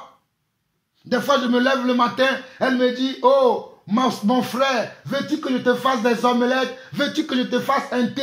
Veux-tu que je te fasse du lait? Elle est attentionnée à mon égard. Elle est attentionnée à ma personne. Elle est attentionnée à mon égard. Et ça, on appelle ça de l'amour. Voilà pourquoi je vous dis que le niveau de notre amour est égal quoi? Est égal le niveau de notre foi. Celui qui aime peu a peu de foi et on lui pardonne également peu de foi. Je répète encore, celui qui aime peu a peu de foi et on lui pardonne aussi peu de foi parce qu'il n'est pas rempli d'amour. Ton niveau d'amour sera aussi ton niveau de pardon. Lorsque tu vas même commettre des actes, Dieu va voir que peut-être tu as été maladroit dans l'acte que tu as commis et il va te le pardonner. Souvenez-vous de Pierre. Pierre avait dit à Jésus, alléluia, lorsque Jésus disait qu'il faut que j'aille à la croix. Pierre lui a dit non, ne va pas à la croix. Mais le Seigneur lui a pardonné. Parce que le Seigneur a vu qu'il a été maladroit, qu'il ne comprenait pas ce qu'il voulait dire. Le Seigneur lui a pardonné tout de suite. Et même le jour où on est venu arrêter Jésus, Pierre a voulu rendre comment? Coup pour coup. Pierre a voulu rendre comment? Coup pour coup. Toujours en étant en train de démontrer à Jésus l'amour qu'il lui témoignait, il va couper l'oreille de ceux qui sont venus pour arrêter Jésus. Et Jésus va lui dire, laisse-moi faire, ne n'agis pas comme ça. Jésus va remettre encore l'oreille à la place de ceux qui sont venus pour lui faire du mal. Alléluia, alléluia. Quand on aime quelqu'un, on agit. On ne reste pas là pour dire qu'on aime. Et vous voyez dans l'acte que cette femme a posé, la manifestation de l'amour de Dieu, la manifestation spirituelle, la manifestation physique, la manifestation matérielle, la manifestation palpable de l'amour de Dieu dans le comportement, dans les faits et gestes de cette femme. Elle est venue d'abord, elle a fait quoi? Elle a essuyé. Elle a embrassé les pieds de Jésus et elle les a essuyés par les larmes qui lui sortaient des yeux, qui sont synonymes de comment? De la repentance. Parce que la dame, cette femme, voyait qu'elle était une femme pécheresse, mais elle est venue au pied de celui qui pardonne. Elle est venue pour accepter l'amour de Dieu. Elle est venue pour prendre l'amour de Dieu. Et elle n'est pas venue les mains vides. Elle n'est pas venue les mains vides. Elle est venue pour donner tout ce qu'elle a au Seigneur, afin de recevoir aussi du Seigneur. Qu'est-ce que toi tu donnes au Seigneur, mon frère? Qu'est-ce que toi tu donnes au Seigneur, ma soeur? Qu'est-ce que toi tu donnes au Seigneur? Alléluia. Qu'est-ce que toi tu donnes au Seigneur? Alléluia. Quand on aime, on donne. Le Seigneur nous a tant aimés, il a quitté le ciel. Il a quitté le ciel pour venir sur la terre, pour nous montrer qu'il nous a aimés. Il n'y a pas une chanson. Oh, alléluia. Alléluia. Nous voyons ici l'amour manifesté, l'amour de Dieu manifesté dans les faits et gestes de cette dame. Et le pharisien Simon a reçu sa leçon le jour-là. Voilà pourquoi toi qui es là, et les gens viennent te donner des choses. Les gens t'appellent, ils t'offrent des cadeaux. Les gens t'appellent, ils t'envoient des choses. Il faut regarder au-delà des choses que tu reçois pour voir quelle est l'intention des gens. Pourquoi la personne te donne des choses. Regardez, cet homme a invité Jésus. Mais il n'était pas prêt de recevoir l'amour de Jésus-Christ. Il n'était pas prêt de recevoir le cœur de Jésus-Christ. Il n'était pas prêt de recevoir l'esprit de Jésus-Christ. Toi qui es serviteur de Dieu, toi qui es servante de Dieu, ce n'est pas tout le monde qui vont te recevoir. Ce n'est pas tout le monde qui vont t'accepter. Il y a certaines personnes qui vont t'accepter. Il y a d'autres personnes qui ne vont pas t'accepter. Il y a même certaines personnes qui vont t'inviter. Alléluia. À cause de ton ministère, à cause du don que tu as, à cause de la grâce de Dieu qui est sur ta vie. Mais en réalité, ils ne veulent pas recevoir le bénéfice. Ils ne veulent pas recevoir le bénéfice de ce don ou de cette grâce. Ils ne veulent pas recevoir comment? La paix, l'onction qui est dans cette grâce, qui est dans ce ministère que Dieu t'a confié. Parce que dans leur cœur, ils ont quoi? Ils ont de la haine envers toi. Ils ont de la jalousie envers toi. Oh, ils ont comment? Ils ont de l'envie envers toi. Ils ont de l'hypocrisie envers toi. Mais ils vont quand même t'inviter parce que tu as quelque chose. Parce que tu as quelque chose. Parce que tu ressembles à quelque chose. Parce que tu dis des choses. Parce que tu manifestes des choses. Et cela les interpelle. Et ils vont vouloir en profiter. Et pour en profiter, ils vont vouloir acheter ta conscience. Ils vont vouloir acheter ta grâce. Mais mon frère, ne t'inquiète pas. Le Seigneur ne va rien les donner. Parce que le Seigneur sonde les cœurs des hommes. Même si toi, tu n'as pas eu la présence d'esprit. Même si toi, tu n'as pas eu un grand discernement pour voir cela. Le Seigneur va te préserver. Il va te sauver de ces personnes. Oh, regardez l'attitude de cette femme. L'attitude de cette femme nous enseigne, nous donne une grande leçon que nous devons faire attention aux gens qui nous entourent. Nous devons faire attention aux cadeaux que nous recevons, aux amens que nous recevons. Il y a des gens qui nous disent des amens, mais ce n'est pas des amens sincères. Il y a des gens qui me disent amen, mais je sais, Dieu me dit, telle personne te dit amen, mais ce n'est pas un amen sincère. Oh, alléluia, telle personne te dit amen, mais ce n'est pas un amen sincère. Oh, on ne peut pas se moquer de Dieu. On ne peut pas tromper Dieu. Ces personnes pensent qu'ils trompent Dieu. Mais Dieu sait tout. Comme il a lu dans le cœur de ce pharisien, c'est de la même manière qu'il lit dans nos cœurs. C'est de la même manière qu'il lit dans nos pensées. C'est de la même manière qu'il lit dans nos faits et gestes. Repentons-nous. Église de Dieu, repentons-nous. Changeons nos comportements. Changeons nos caractères. Changeons nos façons de faire. Alléluia. Alléluia. Nous allons aller dans Genèse chapitre 4. Genèse chapitre 4 rapidement. Genèse chapitre 4. Genèse chapitre 4. Genèse, allons-y très rapidement. Genèse chapitre 4. Cet enseignement va être long parce que nous parlons des facettes de l'amour de Dieu. Elle va être en 2 ou 3 parties. Que le Seigneur vous bénisse. Genèse chapitre 4 rapidement. Nous lisons du verset 1 au verset 7. Genèse chapitre 4. Verset 1 au verset 7 qui dit ceci. Adam connut Ève, sa femme, elle conçut et enfanta Caïn. Et elle dit, j'ai acquis un homme de par l'Éternel. Elle enfanta encore son frère Abel. Abel fut berger et Caïn fut laboureur. Au bout de quelque temps, Caïn fit à l'Éternel une offrande des fruits de la terre et Abel de son côté en fit une des premiers-nés de son troupeau et de leur graisse. L'Éternel porta un regard favorable sur Abel et sur son offrande. Mais il ne porta pas un regard favorable sur Caïn et sur son offrande. Caïn fut irrité et son visage fut abattu. Et l'Éternel dit à Caïn, pourquoi es-tu irrité et pourquoi ton visage est-il abattu? Certainement si tu agis bien, tu relèveras ton visage et si tu agis mal, le péché se couche à la porte et ses désirs se portent vers toi, mais toi domine sur lui. Mes chers frères et sœurs, par ce message, je vais vous montrer quelque chose. Tu peux faire un sacrifice à l'Éternel. Si Dieu n'a pas apprécié ton sacrifice, mais pourquoi tu vas être jaloux du sacrifice de ton frère que Dieu a apprécié ou bien que Dieu a accepté? Les deux personnes qui étaient des frères, ils avaient pour père le même père et pour mère la même mère. Ils ont tous les deux offert à Dieu ce qu'ils ont comme bien matériel. Caïn avait comme bien matériel les fruits de la terre parce qu'il cultivait la terre. Abel avait donné comment un premier-né de son troupeau parce qu'il était berger. Mais Dieu a porté un regard favorable sur le troupeau sur le premier-né du troupeau que Abel avait donné parce que Abel avait une bonne disposition de cœur. Il a donné le troupeau, le meilleur de ses troupeaux. Il a donné quoi? Il a donné le meilleur de ses troupeaux au Seigneur. Il a donné de son meilleur. Il a donné comment? De son meilleur au Seigneur. Et le Seigneur a agréé ce présent. Le Seigneur l'a accepté.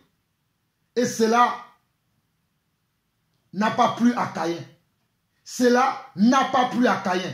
Quel est ton problème si Dieu a béni ton frère d'un ministère prophétique, d'un ministère évangélique, d'un ministère d'enseignant ou apostolique? Quel est ton problème si Dieu a béni la sœur des dons de guérison? Si Dieu a béni la sœur des dons de miracles, des dons de foi? Si Dieu a béni le frère des dons de libéralité, des dons d'interprétation des langues? Quel est ton problème si Dieu a béni le frère ou la sœur de cette grâce-là? Quel est ton problème? Pourquoi toi tu n'es pas content? Pourquoi tu ne bénis pas Dieu pour sa vie? Moi je bénis Dieu pour la vie de tous mes frères et sœurs qui ont reçu de la part de Dieu un don, qui ont reçu de la part de Dieu un ministère. Je prie pour que leur ministère avance. Je prie pour que leur ministère avance et je prie pour que Dieu leur révèle encore davantage de choses concernant le ministère qu'ils ont reçu du Seigneur. Je ne suis pas jaloux de leur ministère. Mais c'est ainsi que dans l'église, les gens manifestent de la jalousie. De la même manière que Caïn a manifesté de la jalousie envers Abel. Il y a des gens qui ont le même esprit de Caïn aujourd'hui dans l'église. Ils n'ont pas été régénérés d'esprit. Ils n'ont pas reçu l'amour de Dieu qui est un amour sans intérêt, qui est un amour qui ne cherche pas que son intérêt, mais qui cherche l'intérêt de l'autre. Ils n'ont pas reçu cela. Ils vont être là, ils vont dire qu'ils sont avec toi, mais ils ont des choses dans le cœur contre toi parce qu'ils n'apprécient pas comment Dieu te bénit. Ils n'apprécient pas comment Dieu t'utilise. Ils n'apprécient pas comment Dieu te révèle les choses. Ils vont être grincheux contre toi. Ils vont graisser les dents contre toi. C'est eux qui vont même te tuer plus tard. Parce que si vous regardez la suite de ce passage, le verset 8 jusqu'au verset 12, cependant, Caïn adressa la parole à son frère Abel, mais comme il était dans les champs, Caïn se jeta sur son frère Abel et le tua. L'Éternel dit à Caïn, où est ton frère Abel? il répondit, je ne sais pas. Abel, il répondit, je ne sais pas. Suis-je le gardien de mon frère? C'est ainsi que beaucoup d'entre nous, au lieu de nous aider à avancer dans le Seigneur, ils vont dire qu'ils ne veulent pas. Il y a même certaines personnes, lorsque tu veux les aider, tu leur dis, mon frère, tu agis comme ça. Hein? Non, ce n'est pas comme ça que le Seigneur veut que tu agis. Vaudrait mieux que tu agisses comme ça. Vaudrait mieux que tu parles comme ça. Vaudrait mieux que tu fasses comme ça. Le frère ne va pas te comprendre. Le frère ne va pas te comprendre. Vaudrait mieux que tu présentes les choses de cette façon. Vaudrait mieux que tu agisses de cette façon. Le frère va s'énerver contre toi. Regardez, il va dire, suis-je le gardien de mon frère? Et regardez ce qu'il va faire à la suite. L'Éternel dit à Caïn, où est ton frère? Abel répondit, verset 9, il répondit, je ne sais pas, suis-je le gardien de mon frère? Et Dieu dit, qu'as-tu fait? La voix du sang de ton frère crie de la terre jusqu'à moi. Maintenant tu seras maudit de la terre qui a ouvert sa bouche pour recevoir de ta main le sang de ton frère. Quand tu cultiveras le sol, il ne te donnera plus sa richesse. Tu seras errant et vagabond sur la terre. Regardez le mal que Caïn avait commis. À cause de comment? À cause de la convoitise. Il a convoité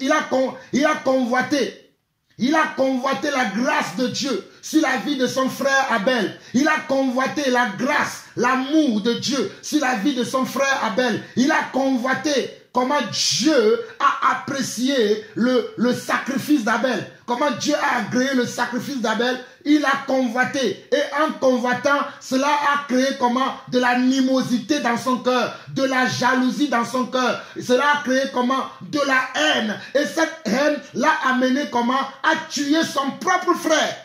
Son propre frère, il l'a tué. À cause de quoi? Parce que son frère a reçu comment? Un bon témoignage de la part de Dieu. Il a reçu un bon témoignage de notre Papa Céleste. Et c'est ainsi que beaucoup de gens veulent nous tuer. C'est ainsi que beaucoup de gens veulent nous faire du mal. Parce que nous avons reçu un bon témoignage de la part de notre Seigneur. Parce que nous recevons tous les jours un bon témoignage. Un témoignage favorable. Un témoignage favorable de celui qui nous a appelés depuis le sein de nos mamans. Depuis la fondation du monde. Comme nous l'avons vu aujourd'hui également dans Jean chapitre 15, le verset 27, que depuis le commencement, nous étions avec le Seigneur nous avait choisis, il nous a mis à part. Voici pour cela, voici le pourquoi les gens veulent notre mal.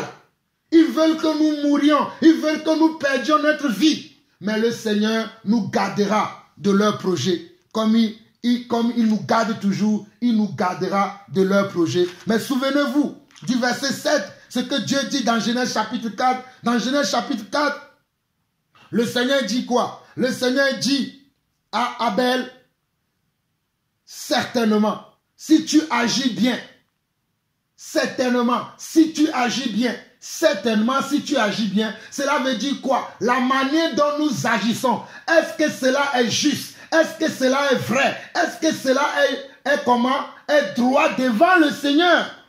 Ne regarde pas ce que les gens t'ont dit. N'écoute pas ce que les gens t'ont dit. N'écoute pas les conseils que les gens t'ont donnés pour que tu viennes embêter un frère ou une soeur, pour que tu viennes faire quelque chose à quelqu'un. Mais regarde si ce qu'on te dit est comment? Est bien.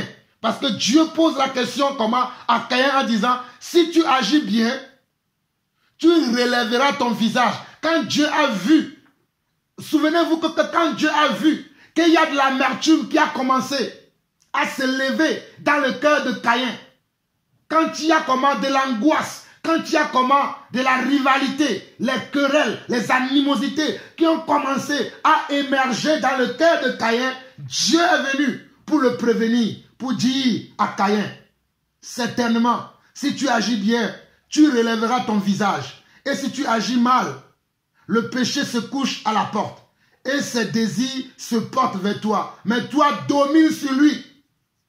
Dieu avait vu préalablement le cœur de Caïn. Il avait vu que Satan a commencé à mettre comment les projets malsains, les mauvais désirs, les mauvaises pensées, les mauvais sentiments, les mauvaises émotions. Et Dieu l'a prévenu en lui disant, le péché se couche à ta porte. toi domine sur lui. Dieu a prévenu Caïn, mais Caïn n'a que faire des préventions de Dieu. Tout ce que Dieu lui avait dit, Caïn n'a pas pris ça en considération. C'est ainsi qu'aujourd'hui dans l'église, tu vas prendre le temps de conseiller un frère, de dire à un frère, ne fais pas ceci, ne fais pas cela, ne dis pas ceci, ne dis pas cela. Le frère ne va pas t'écouter. Le frère va te dire, mais de qui tu te prends? Tu es très orgueilleux, tu juges trop, tu fais trop ceci, tu fais trop cela, tu parles trop de ceci, tu parles trop de cela, tu ne parles pas trop de ceci, tu ne parles pas trop de cela, et il va faire ce que lui a envie de faire. Parce que quoi? Parce que le diable a rempli son cœur. Parce que le diable a rempli son cœur. Parce que celui qu'on appelle Satan, le serpent ancien, celui qui a trompé Adam et Ève, celui qui a trompé nos premiers parents, a rempli son cœur. Deutéronome rapidement, chapitre 7, le verset 9. Deutéronome rapidement, chapitre 7, le 9, verset 9 dit ceci. Sache donc que l'Éternel, ton Dieu, qui est Dieu. Regardez ce que Dieu dit dans Deutéronome 7, le verset 9. Sache donc que c'est l'Éternel, ton Dieu, qui est Dieu. Ce Dieu fidèle garde son alliance et sa miséricorde jusqu'à la 1000e génération envers ceux qui l'aiment et qui observent ses commandements. J'aimerais que vous souligniez le mot aimer. Quand on aime Dieu, on observe ce commandement. On observe les commandements de Dieu. Parce que la Bible dit dans Deutéronome, chapitre 7, le verset 9, il dit, sache donc que c'est l'Éternel ton Dieu qui est Dieu. Aujourd'hui, il y a plusieurs dieux dans le monde, mais nous savons qu'il y a un seul Dieu. Les démons aussi le savent et ils tremblent devant ce Dieu. Ce Dieu fidèle garde son alliance et sa miséricorde jusqu'à la 1000e génération envers ceux qui l'aiment et qui observent ses commandements. Oh, alléluia. Ce Dieu fidèle garde son alliance et sa miséricorde jusqu'à la 1000e génération envers ceux qui l'aiment et qui observent ses commandements. Comment tu dis que tu aimes Dieu? C'est de la manière dont tu observes ses commandements que moi, Jean-Paul Lawson, je saurai que tu aimes Dieu. Si tu dis simplement dans la bouche que tu aimes Dieu, je vais l'attendre. Mais je vais attendre de voir tes réactions, tes comportements, tes actes que tu poses. Et c'est tes actes qui vont me montrer si tu aimes réellement Dieu. Si tu n'as pas quelque part un esprit de Caïn en toi. Un esprit de comment? Un esprit du diable en toi. Si le péché n'est pas devant ton cœur, je le saurai par rapport à tes actes, par rapport à tes comportements, par rapport à la manière dont tu me parles, par rapport à la manière dont tu me reçois. Alléluia. Vous avez vu comment le pharisien a reçu Jésus? Par rapport à la manière dont tu me reçois chez toi, dans ton église, dans ton ministère, je saurai si tu m'aimes réellement. Oh, alléluia. Je dis bien par rapport à la manière dont tu vas me recevoir dans ton ministère. Si je ne vois pas qu'il y a de la jalousie, si je ne vois pas qu'il y a de la rivalité, je saurai que, tu me respectes réellement. Tu sais réellement que je suis un envoyé de Dieu. Et là, moi aussi, je prierai avec toutes mes tripes. Je prierai avec toute ma force afin que le Seigneur bénisse aussi ton ministère. Mais si tu as des regards hostiles, si tu as des choses hostiles envers moi, comment je peux libérer la grâce de Dieu? Même si je le libère moi-même, Dieu ne l'approuvera pas. Voici les réalités spirituelles que je vous révèle aujourd'hui. Même si je le veux moi-même et que je suis en train de te libérer comme ça, cette grâce-là, Dieu va bloquer ça. Il va dire non, celui-là, il ne mérite pas ta grâce. Celui-là, il ne mérite pas de recevoir ce don-là que tu as. Celui-là, il ne mérite pas de bénéficier de ce don, de cette grâce que je t'ai donnée, parce qu'il a comment dans son cœur de la animosité envers toi, de la rivalité envers toi, de l'envie envers toi, des querelles envers toi. Vous voyez, ce sont des réalités spirituelles que nous devons respecter.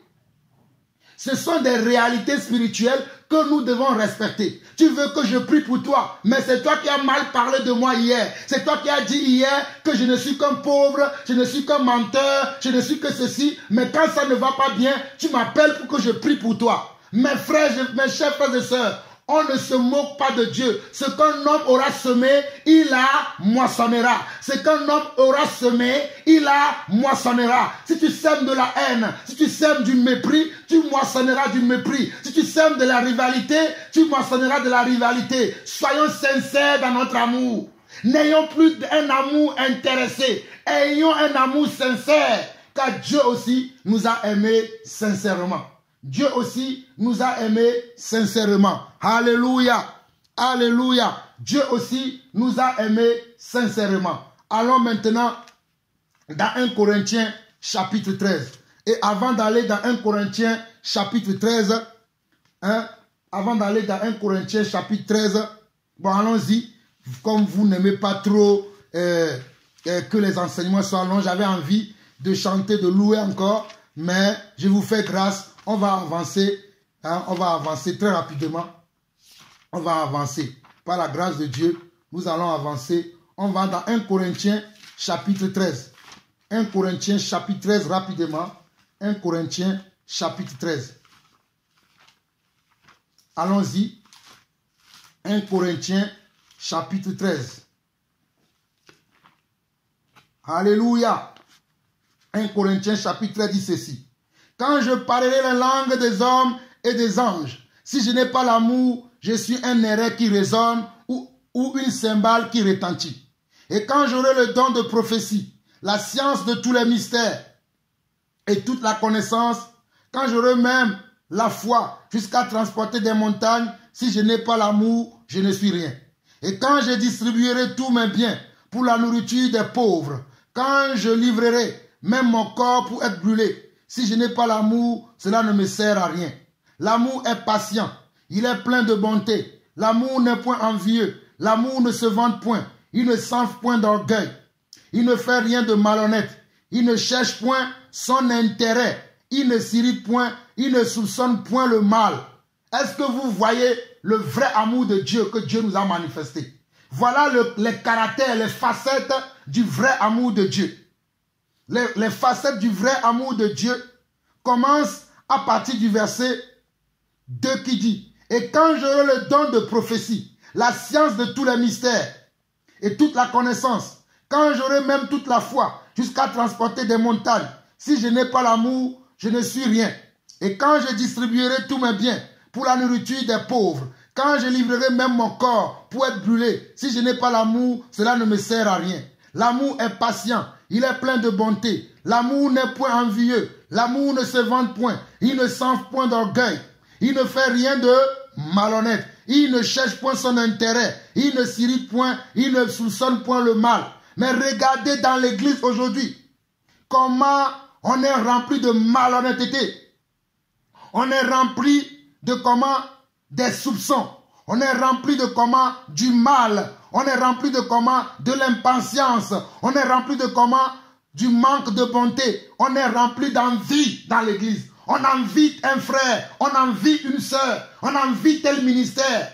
Quand tu envies un ministère, tu es là, tu vas dire que de mauvaises choses sur ce ministère. Je ne parle pas des gens qui enseignent des faux, je ne parle pas des faux frères ni des faux serviteurs de Dieu. Mais je parle des gens que vous voyez que véritablement là, ces personnes-là, ils ont une grâce de Dieu. Mais parce que l'autre personne, l'autre frère l'envie, l'autre sœur l'envie, il va commencer à dénigrer le frère. Il va commencer à dénigrer la sœur. Il va commencer à dire des choses néfastes, des choses comment hostiles par rapport au frère et par rapport à la sœur, juste parce qu'il comment quoi? Parce qu'il est rempli d'envie et de jalousie. Il est rempli de malhonnêteté. Il est malhonnête. Il ne va pas reconnaître la grâce de Dieu qui est sur la vie du frère ou qui est sur la vie de la sœur. Il va même se moquer du frère. Il va même se dire, ben, il dit qu'il est tel truc. Ouais, mon œil, ouais. Toi, tu peux être quelque chose alors que ce n'est pas lui qui fait la grâce. C'est Dieu qui donne la grâce. Ce n'est pas toi qui donne la grâce. C'est Dieu qui donne la grâce. Si le frère dit qu'il est enseignant, quel est ton problème? S'il dit qu'il est apôtre, quel est ton problème? S'il dit qu'il est prophète, quel est ton problème? Quel est ton problème? C'est pour ça que j'insiste. Je ne parle pas des faux. Parce que les faux, on doit aussi comment? Les dénoncer. Les faux, on doit les dénoncer. Mais je parle de ceux qui ont reçu un ministère authentique. Qui sont vrais.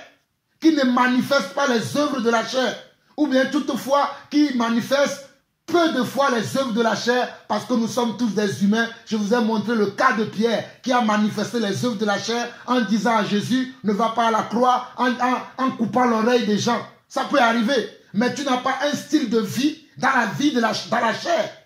Tu as un style de vie spirituel et ton voisin, ton frère t'envie, ta soeur t'envie. Ça, c'est de la malhonnêteté.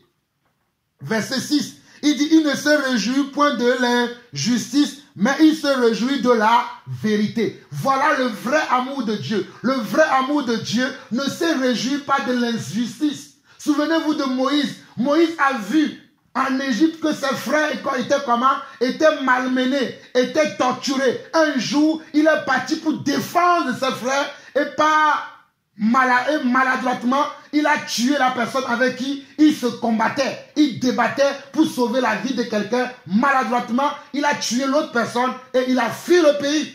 Mais Dieu avait vu que dans son cœur, il avait le vrai amour. Même s'il avait mal agi, Dieu l'a pardonné et Dieu l'a renvoyé dans ce même pays afin qu'il libère ses frères.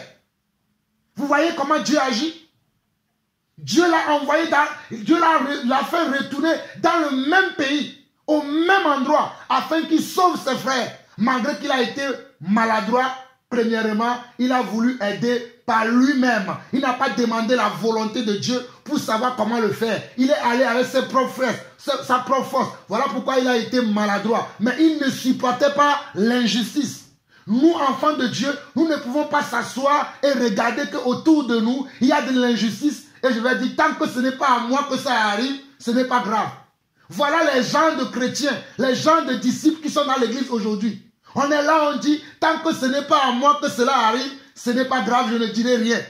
Tant que ce n'est pas moi que ça touche, je ne dirai rien. Tant que ce n'est pas ma famille, je ne dirai rien. Tant que ce n'est pas mon frère de sang ou mon frère dans la foi, je ne dirai rien. Moi, je suis touché par tout ce qui se passe dans le monde entier. Parce que j'ai l'amour de Dieu. Je veux que tous les enfants de Dieu, toutes les créatures de Dieu qui sont sur terre puissent bénéficier de cet amour, puissent bénéficier de cette grâce. Voilà pourquoi je parle autant que vous me voyez parler là. Je suis tellement rempli de cet amour. Je ne dis pas que je suis parfait.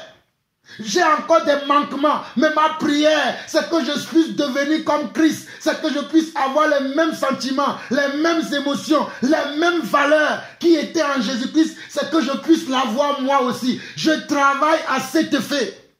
Je travaille tellement dur pour ça. Je ne suis pas encore arrivé, mais j'y arriverai un jour. J'y arriverai un jour. C'est parce que c'est en forgeant qu'on devient forgeron. C'est en forgeant qu'on devient forgeron. Je ne suis pas encore arrivé, mais j'y m'y forcerai. Je travaillerai et Dieu m'est témoin. Dieu m'est témoin. Oh Seigneur, je t'en supplie. Je n'ai pas encore gagné ton amour. Je suis encore rempli un but de moi-même. Oh Seigneur, je t'en supplie. Devant ton église, papa, aide-moi à me débarrasser de moi-même. Aide-moi à me débarrasser de mon ego. Aide-moi à me débarrasser, Seigneur Dieu, papa. Oh Seigneur, de mes envies, de mes jalousies, de mes peines, papa. Aide-moi à tuer encore le moi qui est en moi. Aide-moi encore à tuer tout ce qui ne te plaît pas en moi. Tout ce qui est contraire à ta volonté. Tout ce qui nuit ton esprit. Tout ce qui t'empêche, papa, de m'utiliser comme tu le veux, papa. Aujourd'hui, devant ton église, je te confesse cela et je te déclare, Seigneur Dieu, que je veux marcher comme toi. Je veux agir comme toi. Je veux parler comme toi. Je veux suivre tes pas à pas. Un de tes pas, un de mes pas. Un de tes pas, un de mes pas. Si tu es à gauche, je serai à gauche. Si tu es à droite, je serai à droite. Si tu es au centre, je serai au centre. Si tu es au nord, je serai au nord. Si tu es au sud, je serai au sud. Papa, s'il te plaît, aide-moi. Aide-moi afin que je devienne comme ça. Et vers la fin du verset, on nous dit au verset 7, il excuse tout, il croit tout, il espère tout, il supporte tout. L'amour ne périt jamais. L'amour ne périt jamais. L'amour ne périt jamais. Les prophéties seront abolies. Les langues cesseront. La connaissance sera abolie. Car nous connaissons en partie et nous prophétisons en partie. Vous voyez, je ne connais pas tout. Même si j'ai une onction apostolique, Je le confesse devant l'église aujourd'hui que je ne connais pas tout. Il y a d'autres personnes aussi qui ont reçu le même amour de Dieu, qui ont reçu d'autres facettes de l'onction de Dieu, qui ont reçu d'autres caractéristiques aussi de l'amour de Dieu. Je n'ai pas encore tout reçu. Voilà pourquoi je vous témoigne ma sincérité et je prie dans le nom de Jésus que vous voyez aussi la même chose chez les frères que vous connaissez, que vous ne soyez pas imbu de vous-même, croyant que vous êtes déjà arrivé, mais que vous êtes encore en apprentissage. Verset 10. Mais quand ce qui est parfait sera venu, ce qui est partiel sera aboli. Ce qui est parfait, c'est quoi? C'est le Seigneur lui-même. C'est le Seigneur lui-même qui est parfait. Au verset 11, lorsque j'étais enfant, je parlais comme un enfant, je pensais comme un enfant, je raisonnais comme un enfant. Lorsque je suis devenu homme, j'ai fait disparaître ce qui était de l'enfant. Aujourd'hui, nous voyons au moyen d'un miroir, d'une manière obscure, mais nous verrons face à face. Aujourd'hui, je connais en partie, mais alors je connaîtrai comme j'ai été connu. Maintenant, dans ces choses, demeure la foi, l'espérance, l'amour, mais la plus grande de ces choses, c'est l'amour. Regardez, au verset 13, on nous dit, maintenant dans ces trois choses, demeure quoi? La foi, l'espérance et l'amour. La foi, l'espérance et l'amour. Mais la plus grande de ces choses, c'est l'amour. Pourquoi Paul dit que la plus grande de ces choses, c'est l'amour? Paul dit que la plus grande de ces choses, c'est l'amour. Parce que si tu travailles ton amour, en même temps, tu es en train de travailler ta foi. Lorsque nous travaillons notre amour, afin que notre amour soit parfait, afin que notre amour soit sans crainte, afin que notre amour soit sans hypocrisie, afin que notre amour soit sans haine, afin que notre amour soit sans intérêt, en même temps, nous sommes en train de travailler comment? La foi et l'espérance qui est en nous. Je répète encore, lorsque nous travaillons notre foi, lorsque nous travaillons notre amour plutôt, lorsque nous travaillons sur notre amour, lorsque nous travaillons, alléluia, lorsque nous travaillons sur notre amour, en même temps nous sommes en train de travailler notre foi, nous sommes en train de travailler comment? Notre espérance. Nous sommes en train de travailler notre foi et notre espérance lorsque nous travaillons notre amour. Voilà pourquoi nous devons travailler à parfaire notre amour, afin que notre amour soit comme l'amour du Christ. Lorsque Dieu a aimé le monde, il est descendu de son trône. Il est venu pour ressembler à l'homme. Il est venu pour prendre l'apparence de l'homme afin de vivre les mêmes choses que l'homme, afin de subir les mêmes moqueries, afin d'avoir les mêmes sentiments que l'homme peut avoir, afin d'expérimenter les choses que l'homme expérimente. Et la Bible dit que l'homme dans la bouche duquel il ne s'est point trouvé aucune fraude.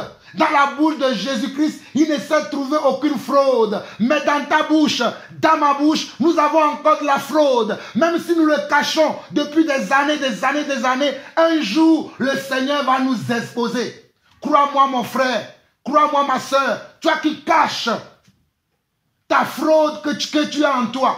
Toi qui caches comment? Ton hypocrisie, ta jalousie, ton envie, tous tes péchés, tu les caches.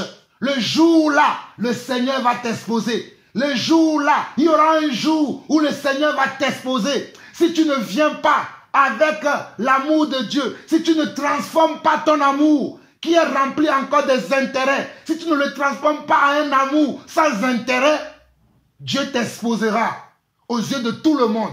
Et tout le monde entier saura que tu as été comment? Un homme menteur. Que tu mentais à toi-même. Tu pensais que tu mentais aux autres, mais tu mentais à toi-même. Oh Seigneur, je t'en supplie. Papa, aide-moi, papa. Aide-moi, oh Seigneur Dieu, à te donner les parties de ma vie que je ne veux pas te donner. Aide-moi, Seigneur Dieu, à te donner les parties de ma vie, les parties de mon corps, les parties de ma sagesse, de mon intelligence, oh, de ma vie, dans le secret que je ne veux pas te donner. Aide-moi aujourd'hui devant l'église, devant ton église, papa, ton église que tu t'es, oh papa, que tu t'es pris par ton sang, ton église que tu as rachetée par ton sang. Seigneur, aide-moi à ne pas tromper cette église. Aide-moi à ne pas mentir à cette église. Aide-moi à ne pas enseigner des rivalités, des querelles, des faussetés, de la fraude à ton église. Mais aide-moi à venir révéler tous les jours à ton église ton cœur. Aide-moi à venir révéler tous les jours à ton église tes pensées. Aide-moi à venir révéler tous les jours ce que tu as. Ce qui est à l'intérieur de ton cœur et non ce qui est à l'intérieur de mon cœur. Car mon cœur n'est que vanité devant toi. Mon cœur n'est que vanité devant toi. Mon cœur n'est rien devant toi. C'est ton cœur qui est la chose. C'est ton cœur que nous devons chercher. C'est ton cœur que nous devons gagner. Mes chers frères et sœurs, c'est ainsi que je vais finir la première partie ici. Et nous allons continuer la seconde partie dans un autre enseignement. Que le Seigneur vous bénisse. Mais avant de nous séparer, écoutons encore le cantique que j'ai chanté dans ma langue maternelle qui nous demande de nous aimer comme Jésus nous a aimés. La signification de ce cantique, c'est que nous devons nous aimer comme Jésus nous a aimés. Car l'amour est une grande puissance et l'amour est une force. Que le Seigneur vous bénisse. Shalom. Apetɔ Yesu gblɔbena, seye ya ɖe mi de na mi, milɔ mia nɔewo abe ale si melɔ mi ene. Apetɔ Yesu gblɔbena, seye ya ɖe mi de na mi, milɔ mia nɔewo abe ale si melon miene. O apetɔ Yesu gblɔbena, se aɖe mi de na mi, milɔ mia nɔewo abe ale si melɔ miene. O apetɔ Yesu gblɔbena, se aɖe mi de na mi, milɔ mia nɔewo abe ale si melon miene. O apetɔ Yesu gblɔbena, milon mia nɔewo, melon menusele, milon mia nɔewo. Apetɔ Yesu gblɔbena, milon mia nɔewo, lɔlɔ menusele, milon mia nɔewo, lɔlɔ menusele, milon mia nɔewo. Yesu gblɔe, lɔlɔ menusele, milon mia nɔewo. O apetɔ Yesu gblɔbena, se aɖe me de na mi, milon mia nɔewo abe ale si melɔ mi ene. O abe ale si melɔ mi ene. O lɔlɔ menusele, milon mia nɔewo abe ale si medefia mi ene. O lɔlɔ menusele, milon mia nɔewo abe ale si melon mi ene. O abe ale si melon mi ene. O apetɔ Yesu gblɔbena, se aɖe me de na mi, milon mia nɔewo abe ale si melon mi ene. Abe ale si melon